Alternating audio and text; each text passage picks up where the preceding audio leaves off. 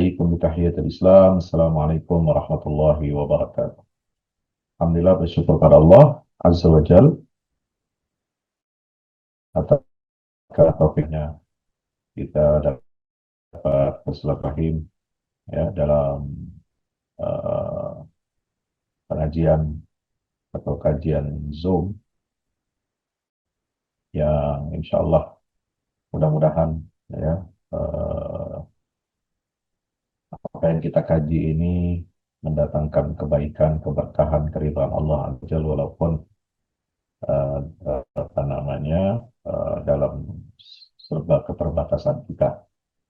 Tapi pesan yang harus kita tunaikan senantiasa terus menyebarkan ilmu-ilmu tentang Baitul Maqdis, ya, menyebarkan ilmu kajian seputar nikmat Allah Subhanahu wa taala di akhir zaman ini, ya, agar senantiasa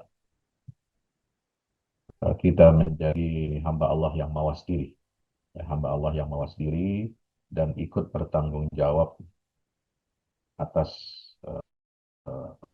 pembebasan Masjidil Aqsa. Malam hari ini kita akan mengkaji tentang Baitul Maqdis dan arah baru kebangkitan umat. Ya, ini sebuah tema yang hemat saya sangat penting bagi kita untuk terus kita gaungkan. Ya, apa sih peran daripada untuk peradaban manusia? Ini yang sering kali kita tidak menyadarinya, teman-teman, ya. Banyak di antara kita umat Islam yang acuh, yang kurang peduli, ya, terhadap isu Baitul Maqdis. Mereka hanya peduli pada isu kemanusiaan. Ya, isu kemanusiaan bagus. Koalisi masyarakat sipil, ya, anti genosida, anti kolonialisme Zionis Israel di Palestina bagus. Ya, koalisi mereka untuk mengadakan perjalanan sumut flotila, ya, konvoy Global Peace menembus blokade Gaza bagus. Itu alasannya rata-rata kemanusiaan. Tapi kalau hanya alasan kemanusiaan, ya, itu yang berkumpul di sana juga ada LGBT, ada orang-orang ateis, ya, itu koalisi kemanusiaan. Nah, konsekuensinya memang seperti itu. Ya, kita menerima dukungan dari berbagai pihak. Tetapi ingat, dukungan mereka terhadap Palestina, terhadap lalu membebaskan mereka dari kesalahannya. Tetap kita harus punya prinsip, ya, bekerja sama mendukung isu Palestina, kemanusiaan, tapi bukan berarti kita membenarkan ideologi atau pemikiran fitrah agama dari fitrah kemanusiaan itu sendiri. Karena LGBT yang sekarang ramai diperbincangkan itu adalah sebuah gerakan global, ya, yang menentang fitrah dan kodrat manusia. Ya. Nah, kalau mereka mendukung Baitul Maqdis itu tidak berarti akan membersihkan. Kalau mereka mendukung Palestina itu tidak berarti akan membersihkan ideologi mereka. Ya, tidak akan membersihkan citra mereka yang menyimpang dari fitrah. Ya, ini kita punya kewajiban untuk menjelaskan kepada masyarakat internal, ya, lintas agama tentang makna filosofis dan peran sentral Baitul Maqdis peradaban manusia. Nah, ini yang dimensi yang hilang tentang perjuangan merebut Baitul Maqdis, ya, itu seolah-olah dia tidak berkaitan dengan isu kemanusiaan.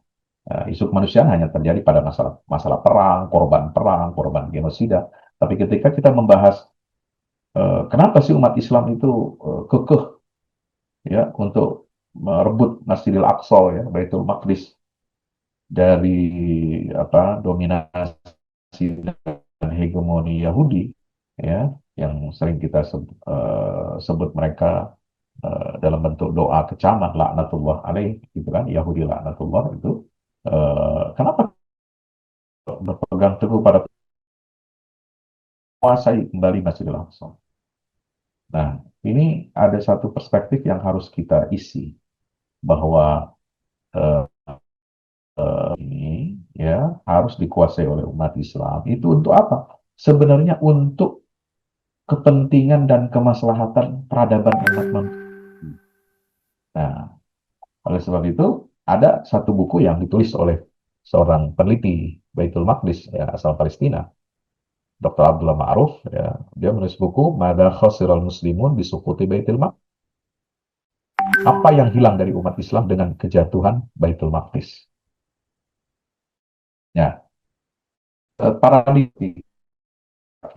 Baitul Maqdis itu kita hanya melihatnya murni emosional.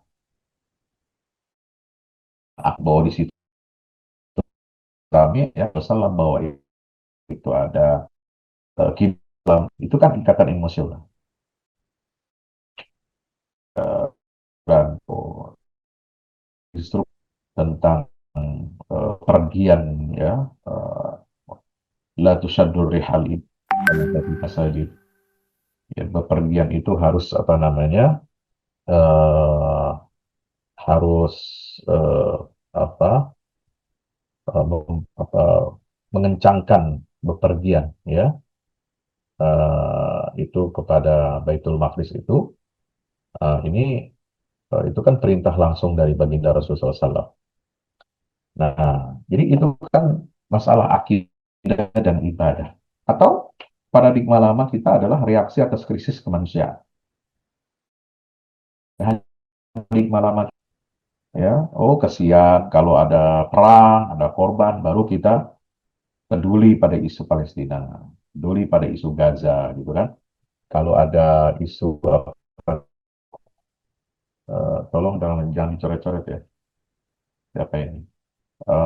Kalau ada korban genosida, baru kita peduli pada isu Palestina, baru kita demo, baru kita kecam ini dan sebagainya. Tapi kalau sudah perang itu berakhir, hidup berjalan dengan normal, ya sudah kembali kepada kehidupan kita semula. Nah, paradigma lama itu biasanya itu terputus dari desain peradaban. Bagaimana kita memahami isu Baitul Maqdis ini bukan hanya soal ini soal kemanusiaan murni, atau ini adalah isunya umat Islam saja, ataukah Baitul Maqdis ini adalah masalah peradaban manusia. Nah, pemahaman kita terhadap Baitul Maqdis selama ini, Masjidil Aqsa, itu sering terputus dari desain peradaban. Ini paradigma lama. Nah, paradigma baru yang harus kita tonjolkan saat ini adalah bagaimana kita bisa memahami secara logis dan filosofis isu Baitul Maqdis ini dan memberikan pemahaman kepada masyarakat dunia. Jadi, memberikan pemahaman logis dan filosofis. Kemudian bukan hanya bersifat reaksioner atas isu kemanusiaan, krisis manusia, tapi juga harus membangkitkan kesadaran atas hukum geopolitik. Ini sangat erat kaitannya ya dengan isu Baitul Maqdis. Ya.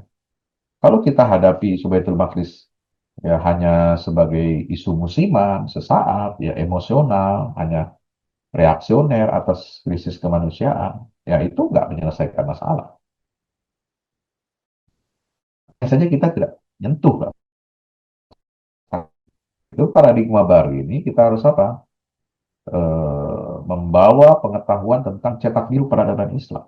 Ya, mengapa demikian? Ini tragedi terbesar umat saat ini bukan sekedar hilangnya satu wilayah, ya, eh, satu wilayah yang namanya Palestina hilang dari peta umat Islam, diklaim oleh Yahudi, didukung oleh kekuatan internasional, dipaksakan sebagai keputusan internasional, ya, berdirinya negara Israel, ya, dan memaksa tetangga-tetangganya untuk setelah sekian puluh tahun berperang, ya, akhirnya kemudian masuk dalam skema perdamaian, mengakui eksistensi dan kedaulatan Israel, di mana itu jelas-jelas bertentangan dengan nilai-nilai kemanusiaan dan secara historis. Ya itu. Jadi tragedi terbesar umat ini bukan sekedar hilangnya satu wilayah dari peta dunia Islam, tapi hilangnya pemahaman akan fungsi wilayah itu dalam ya namanya dalam menganalisis dan menganatomi kehidupan kita.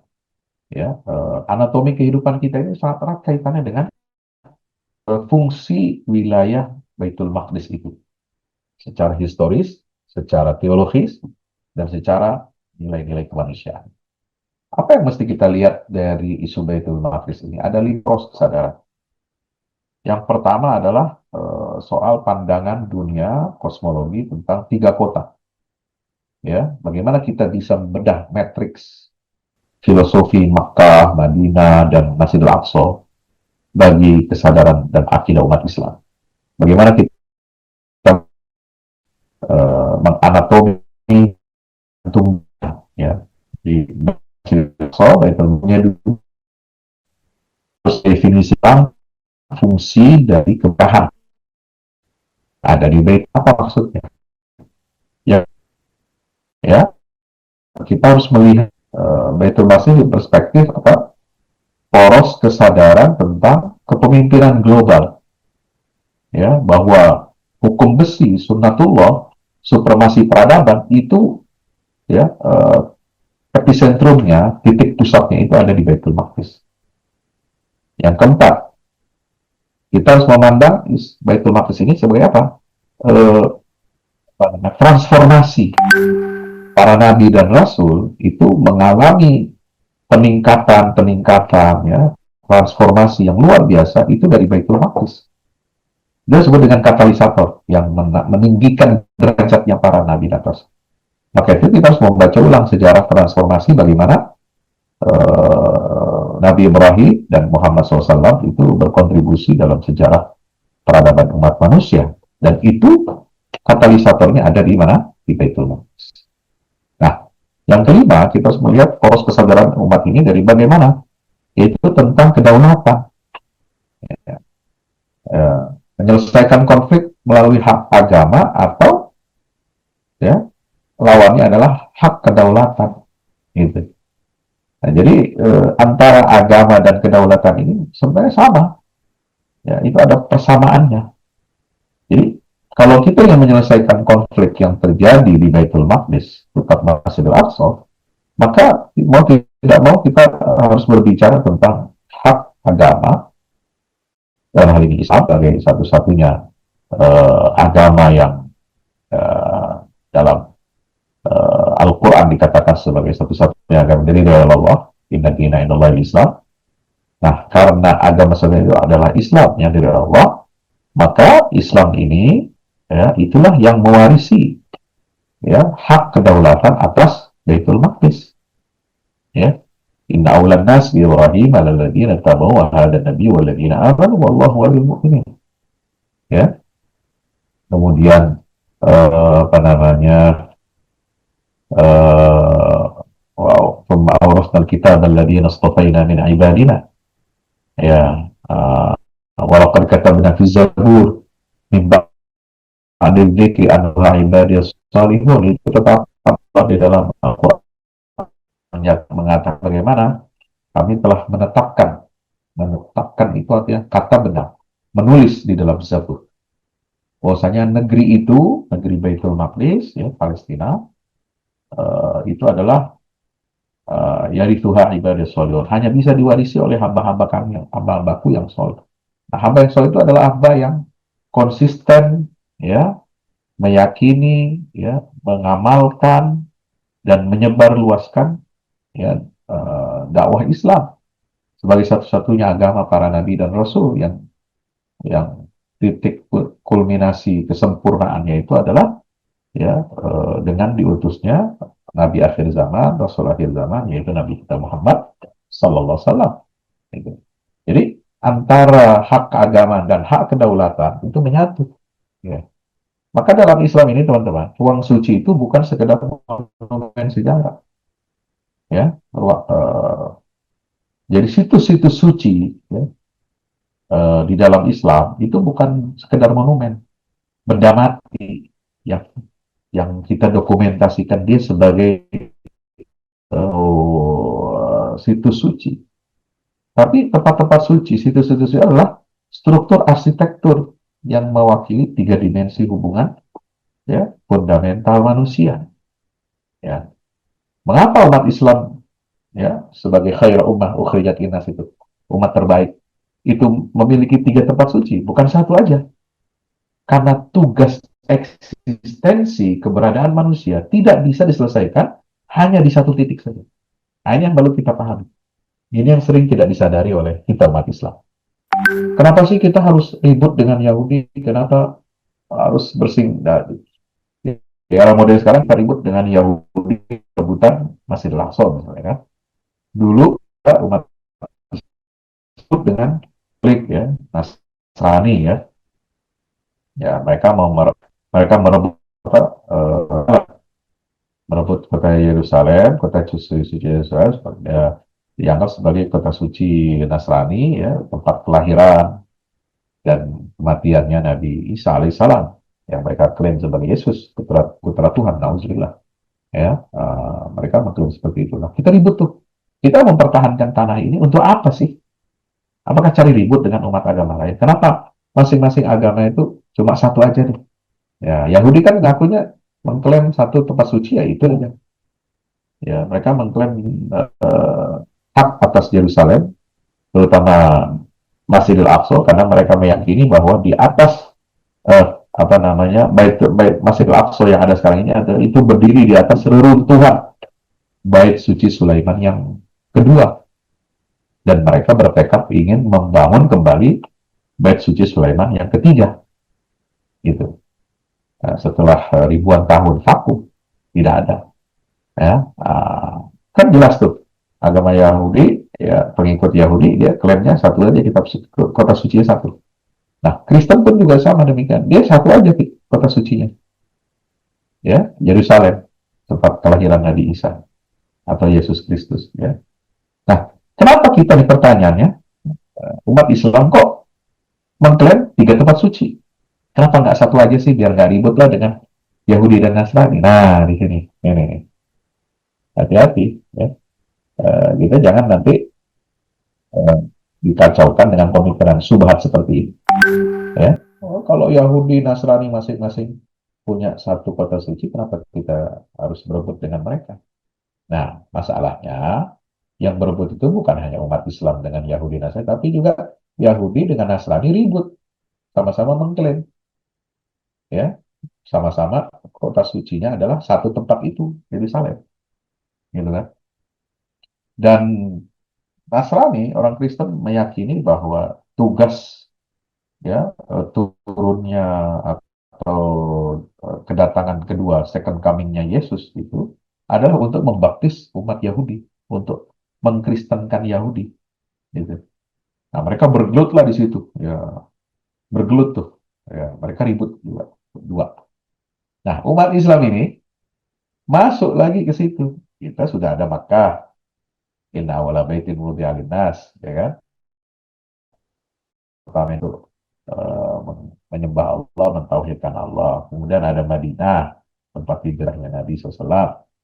Ya, itu kan jadi tempat suci dua, karena itulah ibu kota Islam pertama, kan, simbol kedaulatan ilahi, kedaulatan Tuhan. Itu adalah sistem Madinah yang egaliter, yang berkeadilan, yang bermakmur, yang macam-macam, yang toleransi, yang sangat modern lah negara Madinah. Makanya dia jadi kota suci kedua umat Islam. Nah, kenapa juga umat Islam masuk ke Yerusalem? Nah, ini.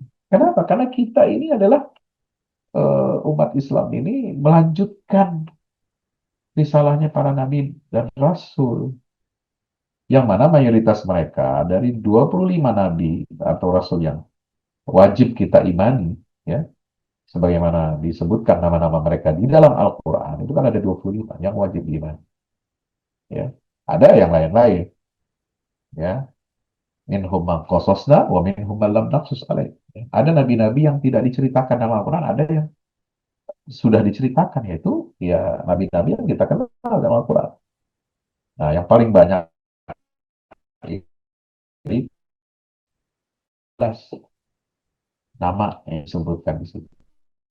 Dan semuanya baik. Nah, sekarang mari kita jawab. Kenapa? Kenapa sih tugas eksistensial manusia nggak bisa diselesaikan hanya di satu titik aja?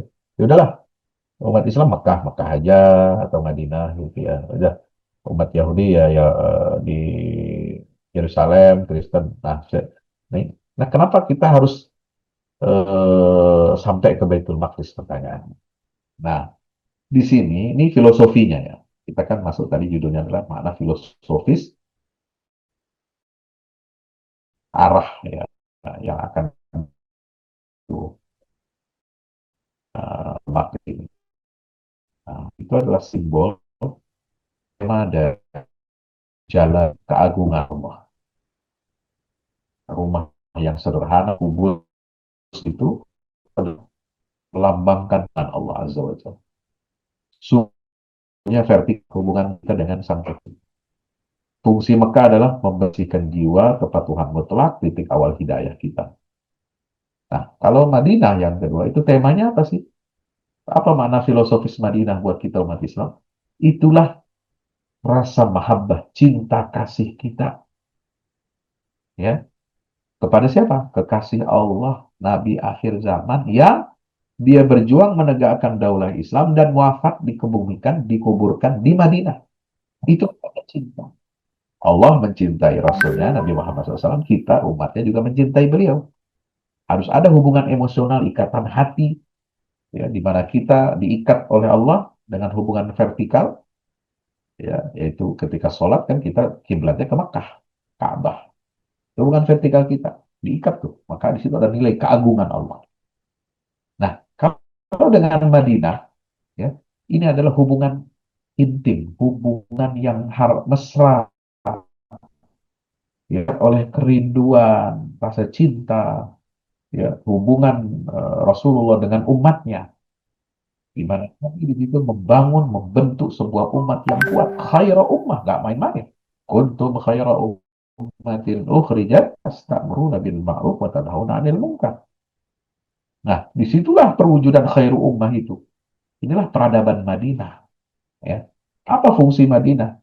Sebagai inkubator karakter, pembentukan masyarakat ya, pertama di dunia yang berlandaskan Islam itu kan negara Madinah. Gitu. Jadi ini mana filosofisnya? Kenapa Mekah harus ada? Kenapa Madinah ada dalam sanubari kaum muslimin? Dan yang ketiga, ini yang nggak boleh dilupakan. Ya, bagi umat Islam, nggak boleh berhenti hanya di Mekah dan Madinah saja. Harus ada di dalam hati kita, ya, di dalam jiwa kita ini, harus tertambat, harus diikat oleh apa? Baitul Maqdis. Gitu. Masjidil Aqsa. Kenapa? Karena tema Baitul Maqdis secara filosofi itu berbeda dengan Mekah Madinah. Dia adalah kepemimpinan, istikhlaf. Ketika Allah Subhanahu wa taala menyatakan inni ja'iluka lin-nasi imama. Nabi Ibrahim jadi pemimpin, ya, jadi pemimpin bagi seluruh umat manusia. Di mana? Di Baitul Maqdis, ya, di bumi para nabi itu di Palestina, ya. Nah, juga para nabi-nabi kemudian bisa berkuasa, bisa membangun sistem, ya, terlibat dalam pembangunan kehidupan umat manusia itu kan juga di Baitul Maqdis. Siapa? Nabi Yusuf contoh. Kemudian Nabi Musa, ya, membawa umat Bani Israel. Ya. Nah, tadinya kan Allah titipkan risalah Islam ini titipkan jadi amanat kepada Bani Israel untuk menegakkan risalah Islam. Tapi risalah Islam itu tidak berhenti pada mereka saja, harus berkesinambungan terus dari satu nabi ke nabi berikutnya sampai kepada nabi akhir zaman yang ditunjuk dan dipilih oleh Allah Subhanahu wa taala untuk menerangi umat manusia, yaitu Nabi Muhammad SAW. Nah, celakanya si Yahudi ini, Bani Israel ini nggak mau percaya kepada Nabi akhir zaman. Dia masih menanti Mesias-Mesias, penyelamat-penyelamat yang berikutnya. Sampai sekarang dia mencari Mesias. Nah, nanti Mesiasnya di akhir zaman dia Dajjal itu. Dia akan mengikuti Dajjal. Nah, sekarang aja udah jauh, ya, udah jauh menyimpang dari ajaran Islam. Ya.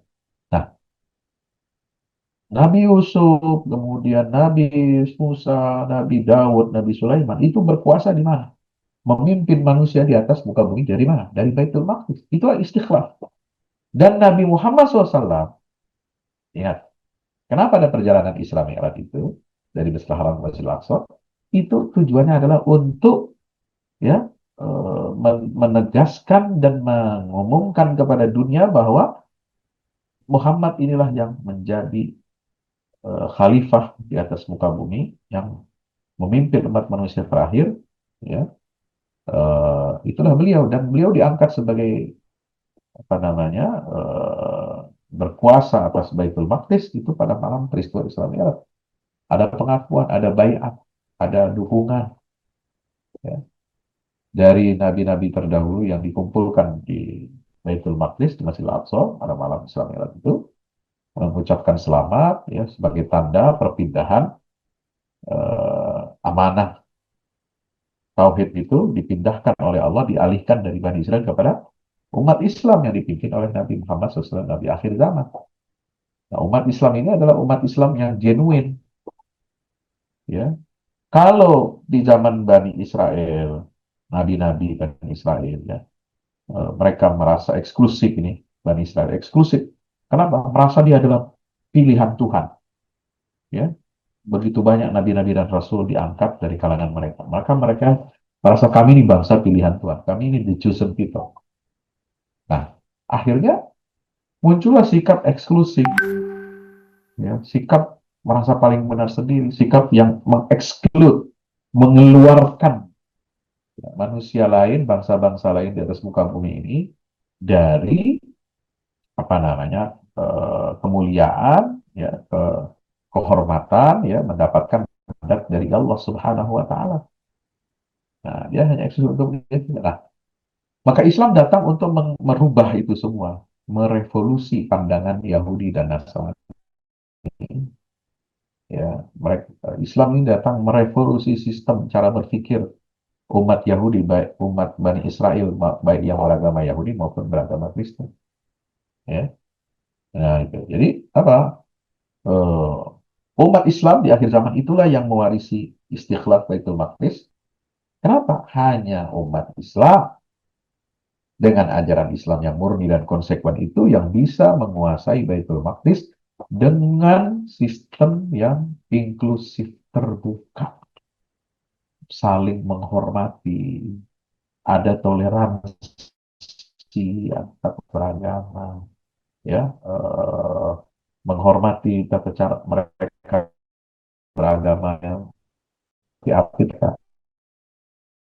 tidak, kita ayo hidup harmonis. Nah, itulah ciri peradaban modern Madinah itu. Nah, Madinah itu makanya dikaitkan dengan Baitul Maqdis, gitu. Nah, jadi ada keterangan dari hadis Nabi SAW yang mengatakan bahwa bumi yang paling, ya, disenangi oleh umat Islam itu kan Mekah dan Madinah. Tetapi ada satu satu tempat, kata Nabi SAW, yang seandainya tempat itu kamu sedikit kecil, ya, Syatanu Farasi, dia hanya bisa memuat apa, tanah yang sempit kecil, hanya seukuran pelana kuda. Syatanu Farasi. Ya, dia bisa mengekang tali kuda di atas tanah itu, dia bisa memandang ke arah Baitul Maqdis. Itu kata Nabi SAW itu lebih baik dari dunia dan seisinya. Ini hadis Nabi. Maka Baitul Maqdis itu menjadi dambaan, menjadi kerinduannya baginda Rasulullah SAW, menjadi pesan Nabi sebelum wafatnya. Ya, wasiat Nabi sebelum wafat itu apa sih? Pembebasan Masjidil Aqsa. Itu disampaikan oleh Khalifah Abu Bakar Siddiq radhiyallahu anhu. Ya, kenapa saya bertekad untuk mengirimkan pasukan ke negeri Syam? Karena itulah wasiatnya Nabi. Sebelum beliau wafat, itu Abu Bakar ngomong. Ya. Nabi sebelum wafat itu apa? Pengen melihat Baitul Maqdis itu masuk ke dalam wilayah kekuasaan Islam di Madinah. Untuk menyatukan tiga tanah suci. Kenapa? Karena Nabi merasa mendapatkan mandat kepemimpinan istiqlal ya umat manusia ini menjadi khalifah di muka bumi itu pada saat momentum peristiwa Isra Mi'raj ketika beliau memimpin sholat di Baitul Maqdis di Masjidil Aqsa. Ya. Maka hubungan kita umat Islam dengan Baitul Maqdis itu adalah hubungan ya bukan hanya bersifat vertikal, ada unsur ibadahnya. Bukan hanya bersifat internal, ada rasa cinta, mahabbah. Tapi juga berhubungan dengan apa? Nilai kemanusiaan dan ini dengan tata kelola dunia. Gitu.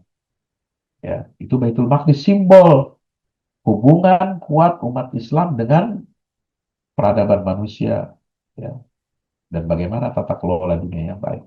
Nah, fungsi Baitul Maqdis apa? Puncak manifestasi ibadah.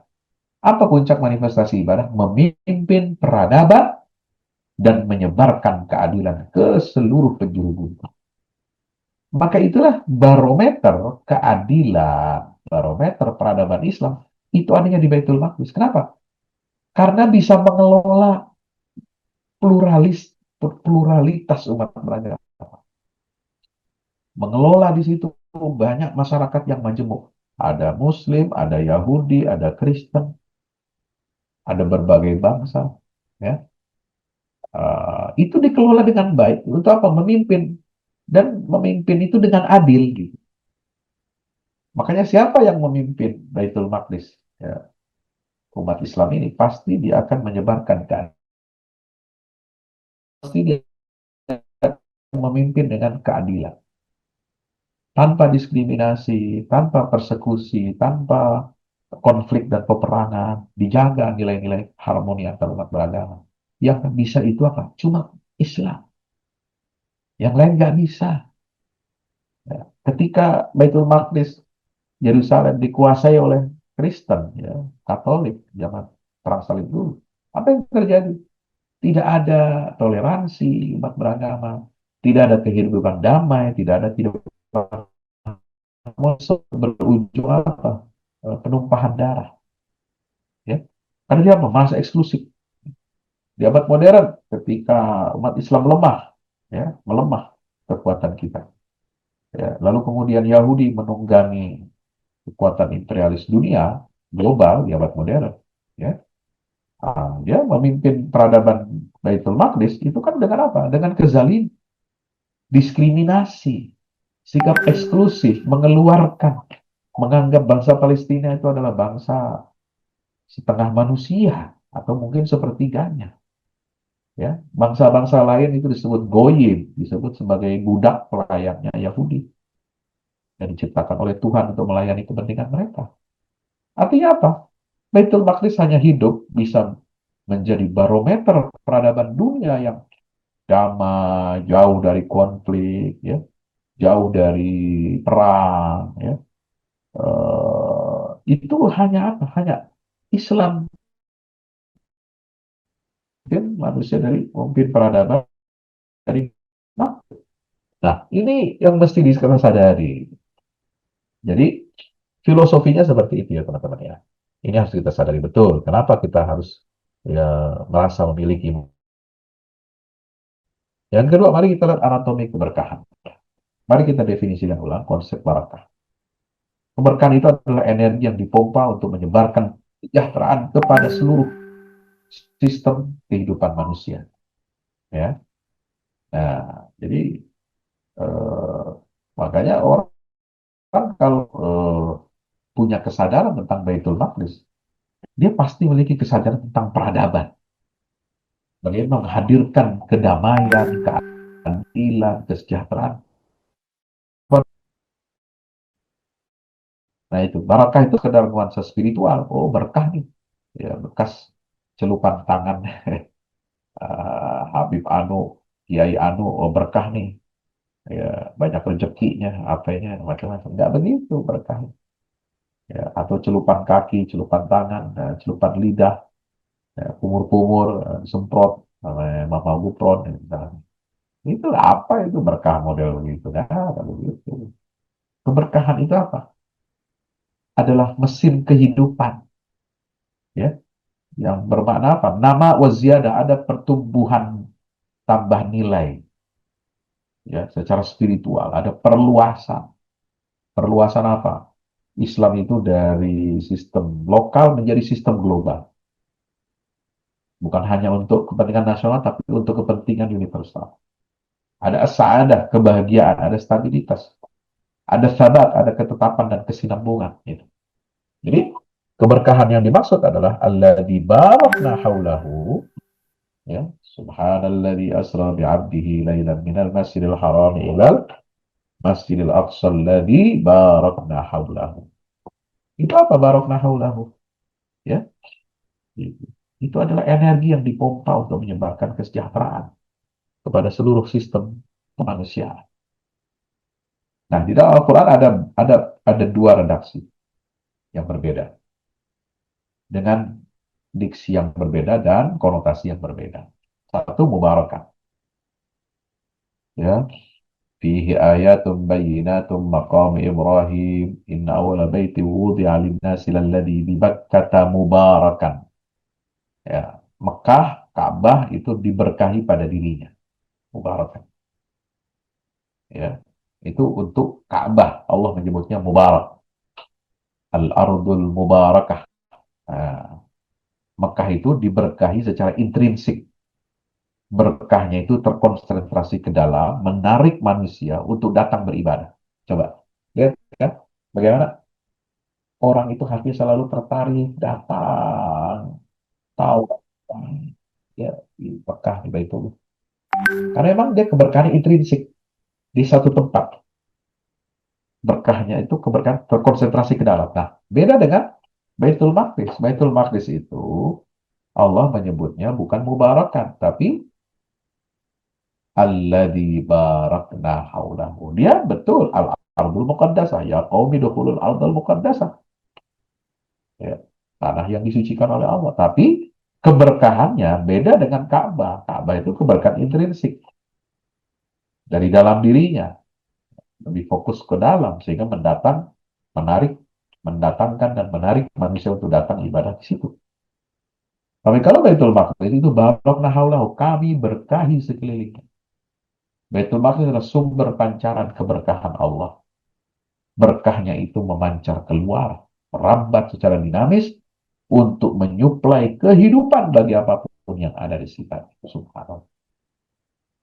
Sehingga apa? Konsep universalisme Islam itu baru bisa tersebar menjadi patron, menjadi teladan dalam keadilan, kemakmuran, kesejahteraan. Kalau umat Islam ini menguasai Baitul Maqdis, maka lahirlah peradaban Islam.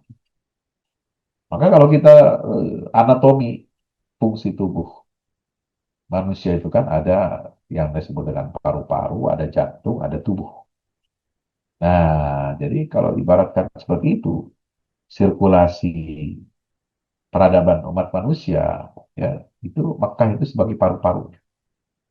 Tempat manusia membawa CO2, ya, CO2, ya, berupa dosa dan kelemahan spiritual, ya, bawa karbon-karbon yang, ya, racun lah, ya, ya.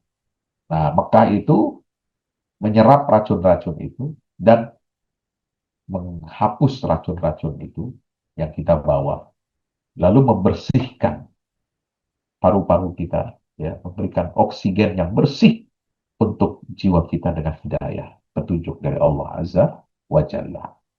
Jadi Mekah itu fungsinya sebagai paru-paru, ya, memberikan oksigen yang sehat, ya, gitu. Bukan bawa racun, ya. Itu fungsi Mekah itu menarik, mengoksigenasi jiwa dengan hidayah. Nah, Baitul Maqdis itu jantungnya dunia.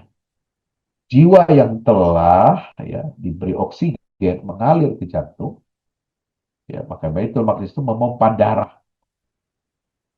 Jadi ibarat tubuh, kalau darah kita lancar, ya, lancar, ya, pompanya masih bagus, ya, pompanya masih ajak gitu ya, itu memompa darah itu darah yang bagus, darah yang banyak oksigennya. Apa oksigen darah?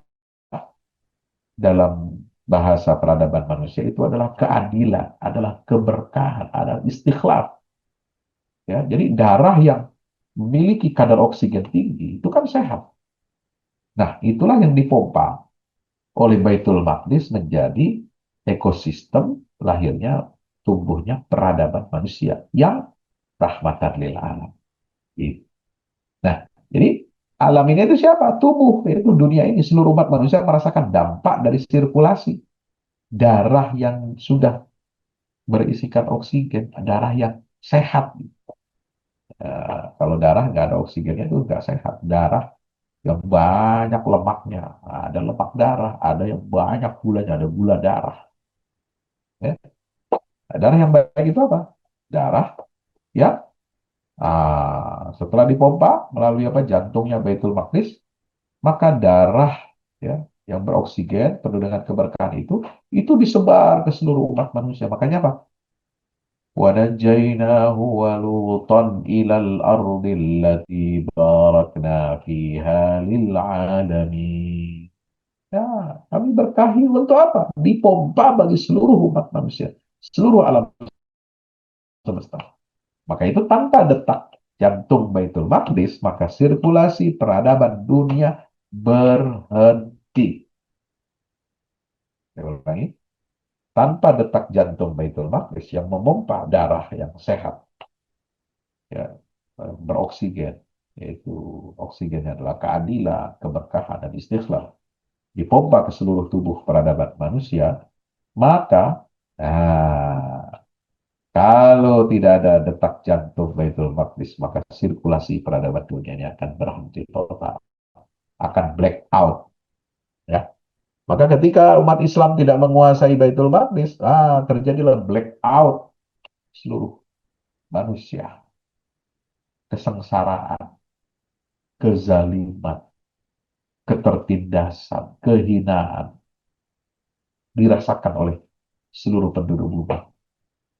Duribat alaihimu dhillatu aynama thuqifu illa bihablin minallah wa hablin minan nas wa ba'u bighadabin min Allah. Ya, selalu diterpa, ditimpa oleh apa? Kehinaan. Ya, bahkan juga kemiskinan. Duribat alaihimu dhillatu wal maskanatu wa ba'u bighadabin min Allah. Ya, makanya sebagai antitesa dari kehinaan itu, maka Nabi Ibrahim itu dihijrahkan oleh Allah dari Mesopotamia ke Baitul Maqdis. Wa najainahu wa Lutan ilal ardi allati barakna. Kami selamatkan Ibrahim dan Lut, itu keponakannya, ya, ke negeri yang kami berkahi untuk seluruh alam. Jadi negeri itu, Baitul Maqdis adalah negeri yang diberkahi. Dan keberkahannya itu berdampak kepada keberkahan alam semesta. Ya, maka itu Baitul Maqdis bersifat inklusif. Lil alamin membuktikan bahwa kesejahteraan dan pengaruh wilayah Baitul Maqdis memang didesain oleh Allah untuk seluruh manusia tanpa memandang ras atau agamanya apa. Maka kunci kepemimpinan global itu ada di mana? Baitul Maqdis. Secara historis dan sosiologi tidak ada satupun kekuatan yang mampu menjadi superpower global tanpa menguasai atau memiliki pengaruh langsung atas Baitul Maqdis. Maka dirahmati Allah. Ini bukan sekedar sentimen agama.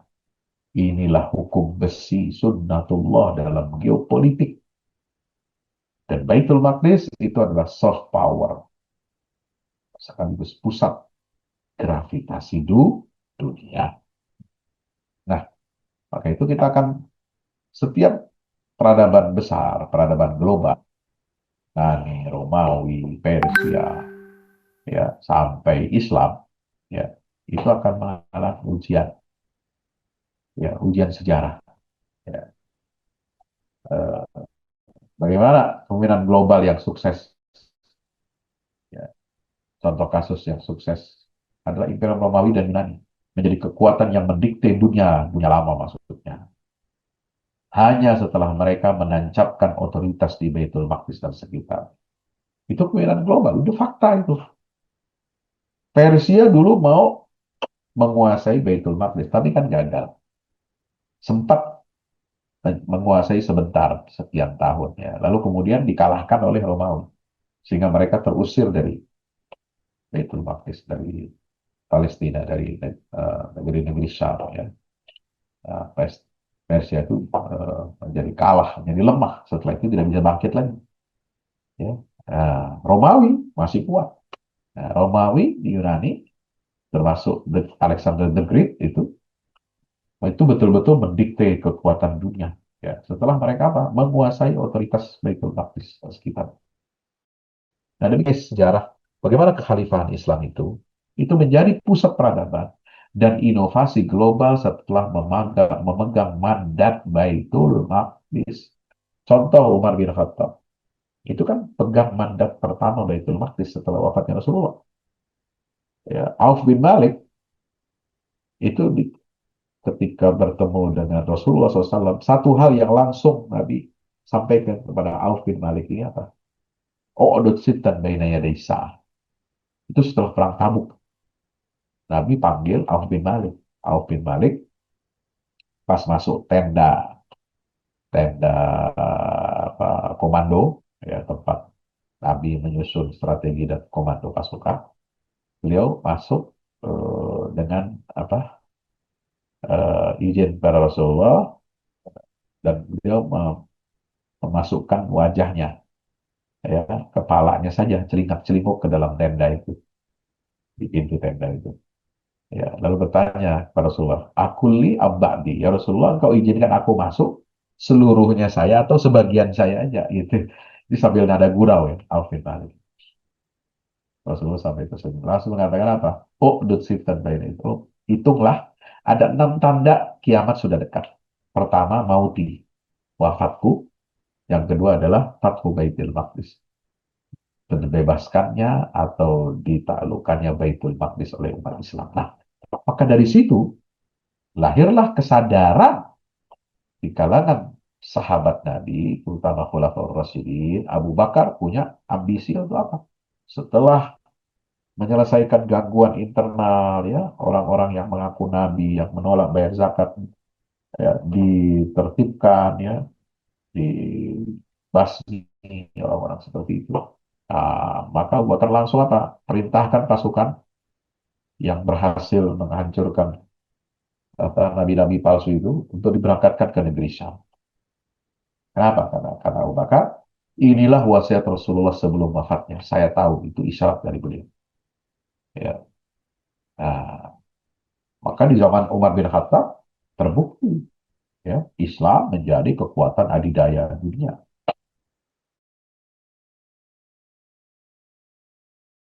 Khusus, ya, penaklukan Baitul Maqdis, penyerahan kunci gerbang Yerusalem itu diberikan oleh Uskup Seporino, syaratnya harus khalifah yang datang sendiri.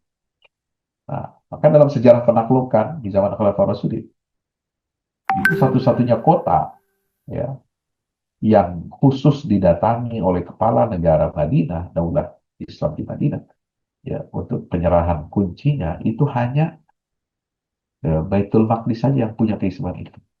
Dengan datangnya jauh-jauh Khalifah Umar bin Khattab, jalan pakai menunggangi onta dari Mekah dari Madinah ke Masjidil Aqsa, ke Yerusalem, ya. Mendapat setelah terima kunci gerbangnya itu Maqdis. Artinya apa? Kekhalifahan itu menjadi pusat peradaban dan inovasi global setelah memegang mandat Baitul Maqdis. Ya, sempat lumpuh di era perang salib. Nah, itu menunjukkan apa? Kita oleh surut. Gitu. Kita nggak bisa menjadi inovator global, tidak bisa menjadi pusat peradaban ketika umat Islam kehilangan Baitul Maqdis di era perang salib. Sekarang juga sama nasibnya. Ketika kita kehilangan Baitul Maqdis sejak 1917 itu secara de facto, de jure-nya baru tahun 1948 kan, berdirinya negara Israel itu. Nah, sejak saat itu umat Islam tidak menjadi pusat peradaban. tidak juga menjadi pusat inovasi global. Saudara, hilang mandat Baitul Maqdis dari tangan kita, lepas, direbut, diambil paksa oleh Yahudi, gerombolan Zionis, gitu ya. Itu jelas tuh. Itu sejarah membuktikan kita memimpin dunia global. Nah, ada ekspansi lokal yang gagal. Itu juga menjadi batu ujian sejarah di Baitul Maqdis. Ketika apa? Kekaisaran Mongol ya habis, hancur di mana? Dalam perang Ain Jalut, the Battle of Ain Jalut, ya, di tahun 1260. Ya, Mongol kan berhasil menghancurkan Baghdad, ibu kota Abbasiyah, Kekhalifan Islam Abbasiyah, tahun 28. 1260, ya, dia nggak puas, dia mau bergerak menuju negeri Syam, mencaplok Mesir dan negeri Syam, menguasai Baitul Maqdis untuk bisa menguasai seluruh dunia Islam. Nah, ujian sesungguhnya adalah yang menjadi batu sandungan terbesar bagi Mongol, dan kehancuran mereka setelah itu mereka ya bangkit tapi nggak buat terseok-seok gitu ya. Akhirnya kemudian anak cucu mereka jadi Muslim. Kan unik ya. Itu apa? Hancurnya itu kekalahan mereka sebelum mereka bisa menguasai Baitul Maqdis. Hancur tuh Kaisaran. Bangsa Tiongkok, dinasti Tiongkok kuno, Aztec, Inka, meskipun mereka sangat maju peradabannya, tapi tidak pernah menjadi poros penggerak dunia. Nah, poros dunia ini apa? Baitul Maqdis. Kalau dia tidak kuasai, dia tidak bisa menjadi. Ya. Nah, teman-teman sekalian, nah, pertanyaan berikutnya, ya, mengapa Allah memindahkan para nabi terbaik ke tanah ini di momen paling kritis dalam kehidupan mereka? Karena Baitul Maqdis bukan tempat singgah biasa.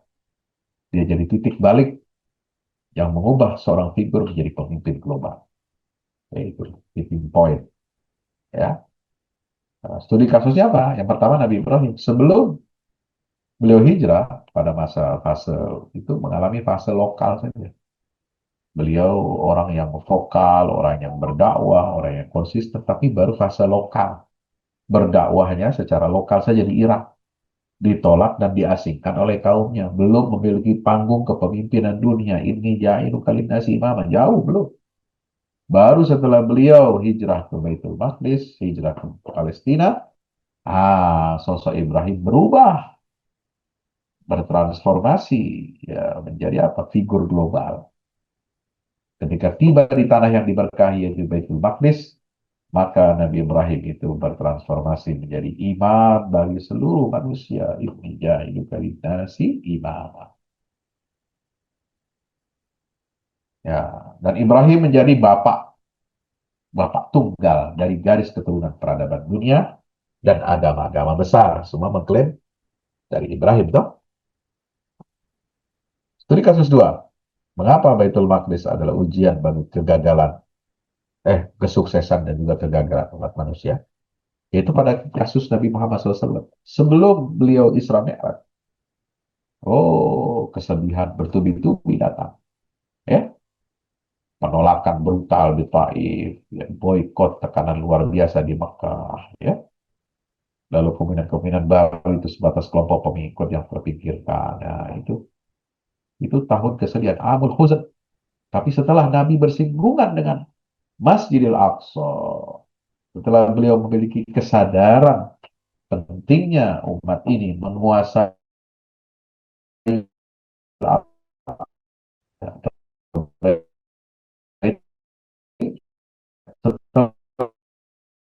Nabi ada sentuhan Baitul Maqdis, maka beliau diangkat ke Baitul Maqdis menjadi imam para nabi, dikukuhkan sebagai pemimpin global. Ada transformasi dari pemimpin spiritual Mekah menjadi arsitek peradaban global yang bermula dari Madinah. Itu mana titik tolaknya? Dari Isra Mi'raj, dari sentuhan Baitul Maqdis.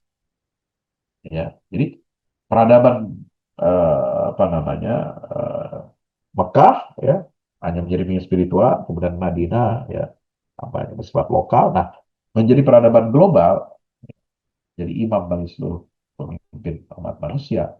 itu baru terjadi setelah Nabi bersentuhan dengan Masjidil Aqsa, Baitul Maqdis. Yang ketiga, Baitul Maqdis meriset, ya, Re, bukan riset, riset dengan reset beda. Riset itu bisa artinya pencarian, research, research, ya kan, atau riset itu ilmu pengetahuan, uh, ya, science, ya, riset. Nah, tapi kalau reset, reset itu artinya men-setting ulang mentalitas dari rasa sakit menjadi visi supremasi hukum Allah. Itulah keberkahan yang terjadi pada diri Nabi Muhammad Sallallahu Alaihi Wasallam pasca Isra Mi'raj. Nah, sekarang kita bedah anatomi antara hak agama mana yang didahulukan daripada hak kedaulatan politik. Hakud dini am hakus siyadah. Kalau hakud dini, hak agama, ya, hak spiritual, murni agama, itu hanya bersifat personal dan universal. Tapi kalau hak kedaulatan itu bersifat politik dan komunal. Sudah bicara tentang politik, pengaturan tata negara, tata kelola, pengaturan tentang pembagian kekuasaan, dan sebagainya. Ya. Nah, kalau hak agama saja, itu secara konstitusional Islam memang menjamin hak umat Yahudi dan Nasrani untuk menganggap kota ini suci dan beribadah di dalamnya. Ya, itu jelas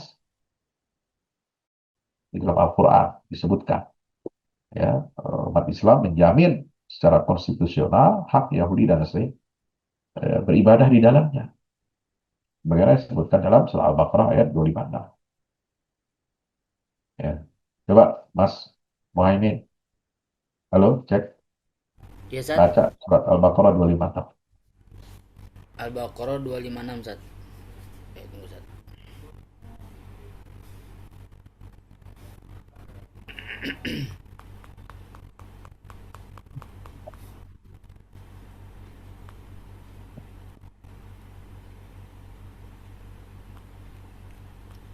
Satu belum? Tunggu, Sat.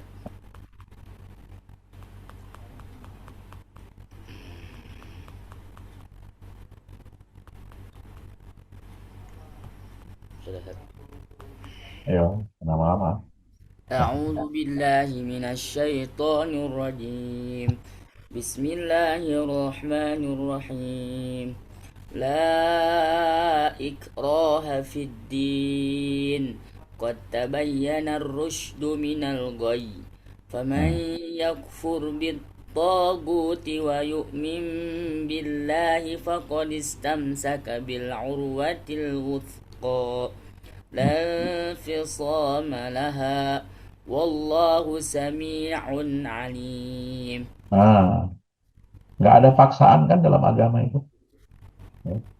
Tidak ada paksaan dalam beragama. Jadi setelah apa namanya, Bani Israel itu, ya, dari mana itu?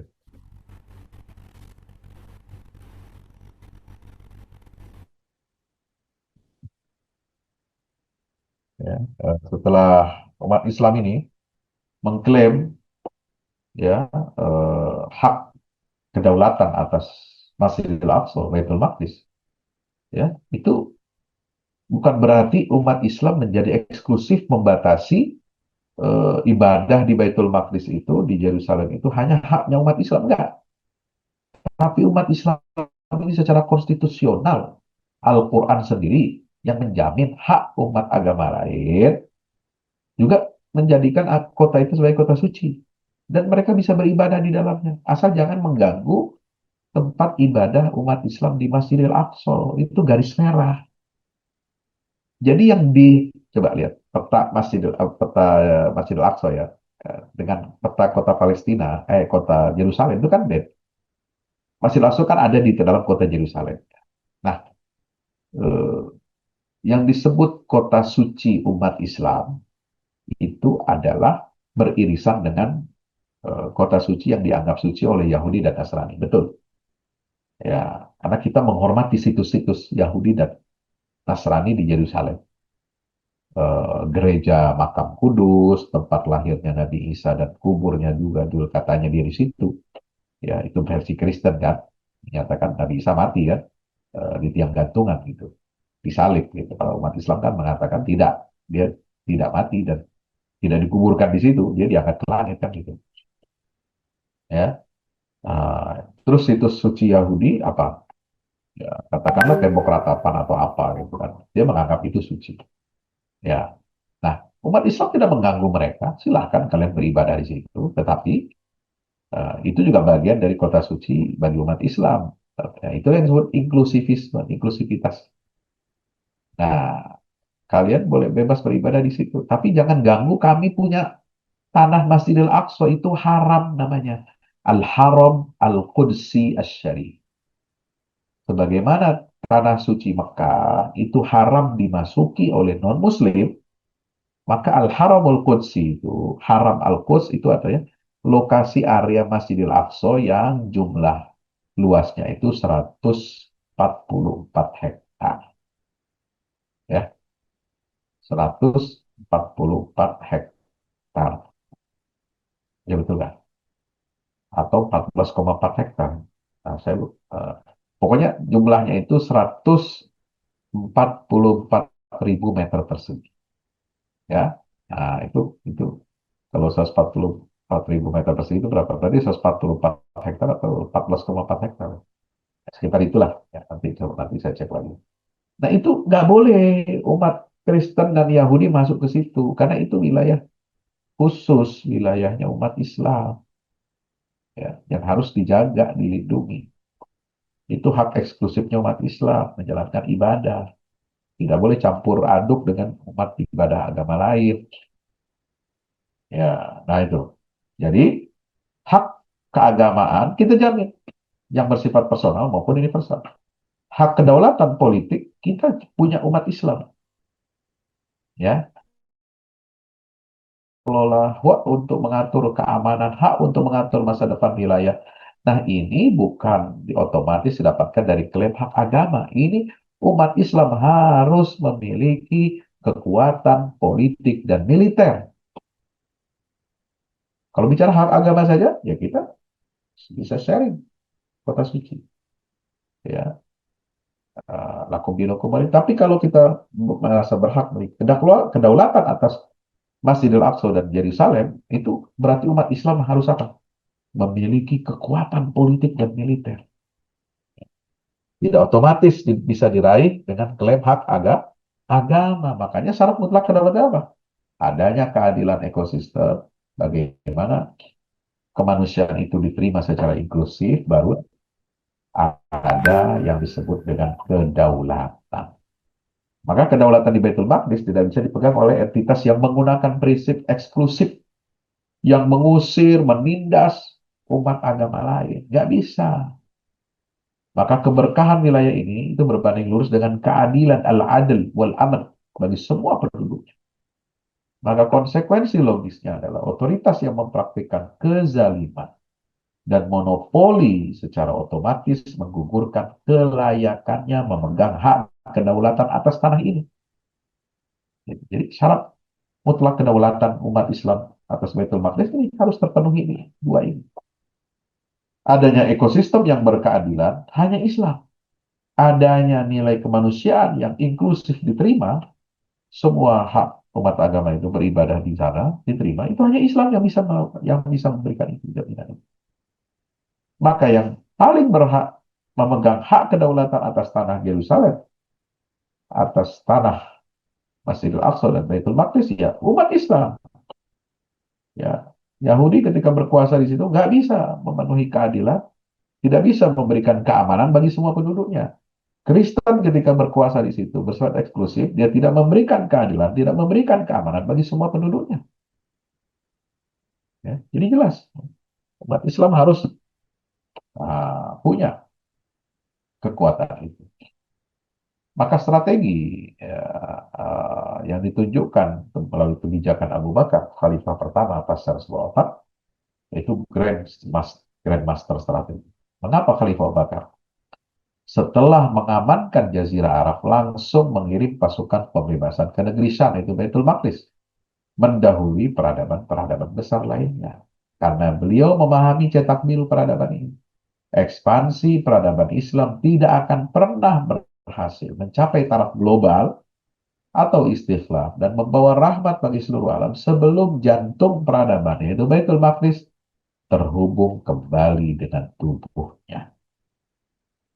Siapa tubuhnya? Umat Islam. Jantung baru bisa memompa darah kembali ke seluruh tubuh peradaban manusia. Tidak akan bisa itu kecuali jantung itu terhubung kembali dengan tubuhnya sendiri, yaitu umat Islam. Maka membebaskan Baitul Maqdis bukan hasil dari kebangkitan. Jadi kalau kita mau, oh begini ya, ini banyak nih ya, cara berpikir ini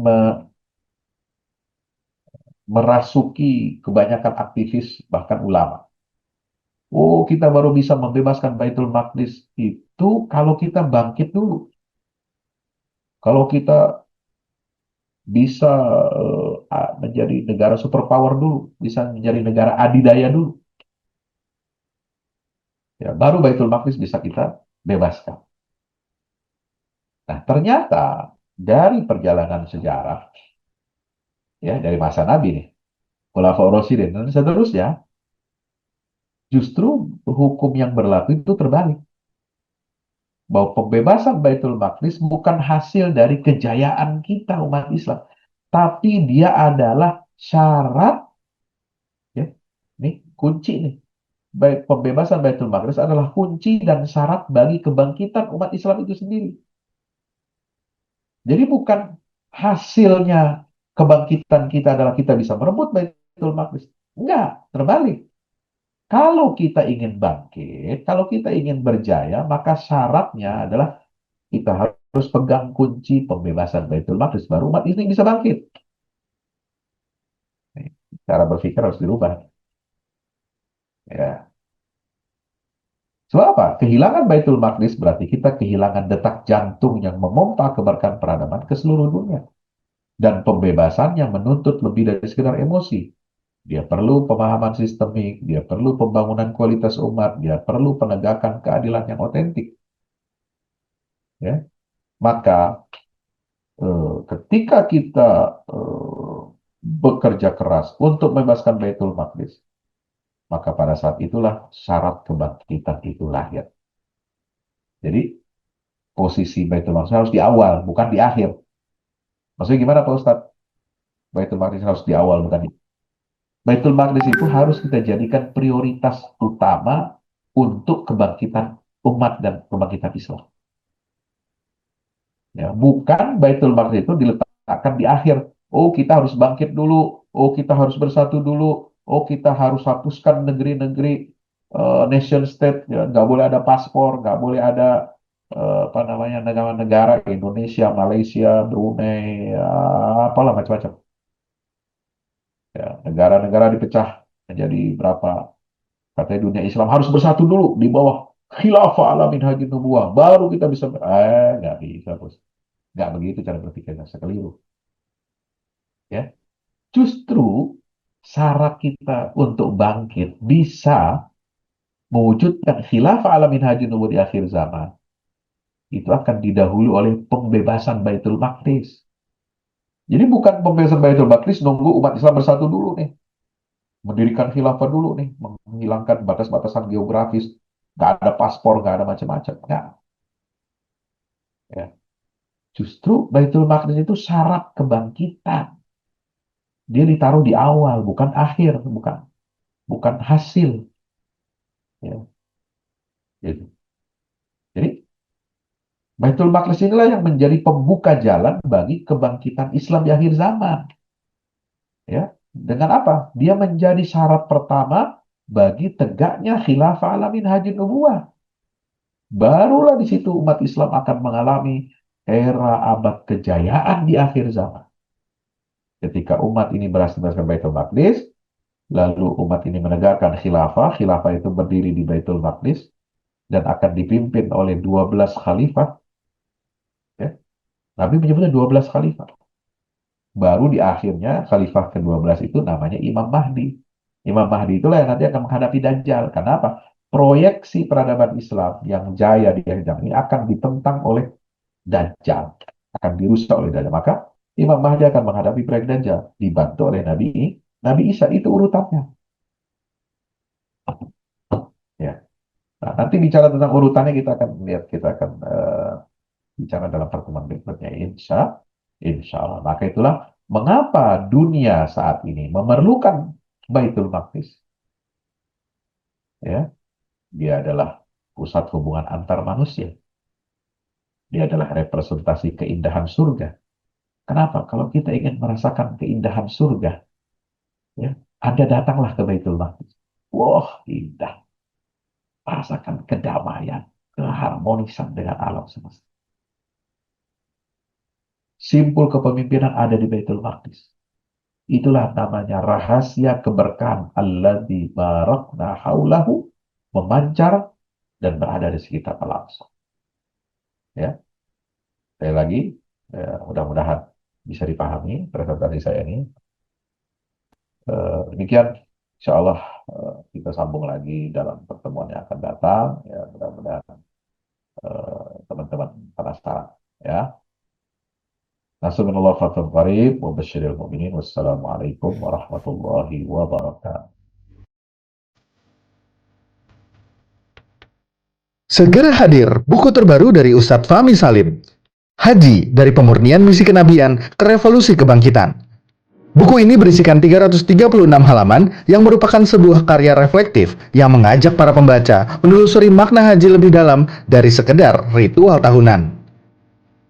Buku ini menghadirkan perspektif spiritual, historis, dan peradaban yang menggambarkan ibadah haji sebagai momentum pemurnian jiwa, sekaligus titik awal kebangkitan umat. Melalui bahasa yang mengalir dan analisis yang tajam, pembaca diajak untuk memahami hakikat haji sebagai perjalanan menuju Allah. Selain itu, pembaca juga diajak untuk menilai persatuan dan kesetaraan dalam beribadah. Dimensi sosial dan peradaban dari manasik haji sampai peran haji dalam menjaga warisan kenabian hingga spirit kebangkitan umat dalam bingkai tauhid. Buku ini lebih dari sekedar buku religi. Ini adalah ajakan untuk melihat ibadah haji sebagai gerakan transformasi diri dan gerakan keumatan. Segera hadir di toko buku favorit Anda dan jangan lewatkan kesempatan untuk menjadi bagian dari perjalanan bermakna ini. Untuk pemesanan, hubungi nomor berikut ini atau klik link di bawah ini.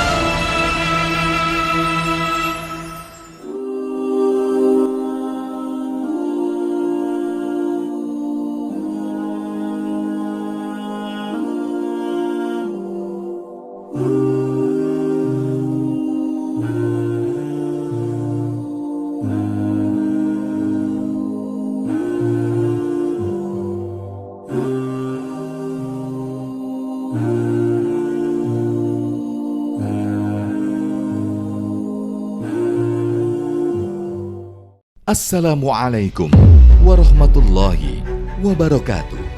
Yang terbaru dari Al-Fahmu Institute, buku petunjuk manusia pilihan, karya Ustadz Fahmi Salim. Dari keseluruhan jumlah ayat-ayat Al-Quran, sekitar sepertiganya adalah berupa kisah-kisah. Hal ini menjadi dalil yang sangat jelas tentang pentingnya sebuah kisah. Andaikan kisah ini tidak penting, tidak mungkin menempati porsi yang banyak di dalam Al-Quran ini. Kisah Al-Quran mempunyai keistimewaan yang membedakan dengan kisah-kisah lainnya, seperti kisah sejarah ataupun fiksi. Sesungguhnya, kisah-kisah Al-Quran sumbernya adalah Al-Quran itu sendiri. Kisah Al-Quran adalah kisah yang mempunyai target, yaitu target agama dan akhlak. Sesungguhnya sumber yang menjadi rujukan asal kejadian-kejadian di dalam kisah-kisah Al-Quran dan para tokohnya adalah berasal dari alam dunia dan sejarahnya. Kisah Al-Quran adalah kisah nyata yang tidak ada khayalan atau fiksi di dalamnya. Tidak ada kepalsuan dan tidak ada mitos, serta tidak ada kode tertentu. Ini dikarenakan kandungan kebenaran yang terdapat di dalam sebuah kisah Al-Quran mengenai alam semesta dan tabiat jiwa manusia, serta kisah-kisah umat manusia semuanya itu adalah kebenaran yang valid, baik secara keilmuan maupun sejarahnya. Objek dari kisah Al-Quran adalah manusia, karena manusia merupakan tujuan utama dari adanya sebuah risalah, perintah dan larangan secara umum. Manusia itu adalah penerus dan penerima apa-apa yang terdapat di dalam Al-Quran. Kisah Al-Quran itu bukan hanya pemaparan tentang kebenaran sebuah sejarah saja, melainkan juga ada, terutama berfokus kepada sisi ibroh atau pelajarannya. Sungguh, Al-Quran diakui tidak hanya mukjizat dari segi sumber keilahiannya atau sisi kesastraannya yang indah, informasi ilmiah sainsnya yang tepat, informasi kabar gaib terdahulu dan yang akan datang, dan aspek syariatnya saja. Mukjizat Al-Quran juga berupa solusi-solusi praktis masalah kehidupan, seperti tergambarkan dalam kisah-kisah petunjuk manusia pilihan yang menjadi utusan-utusan Allah.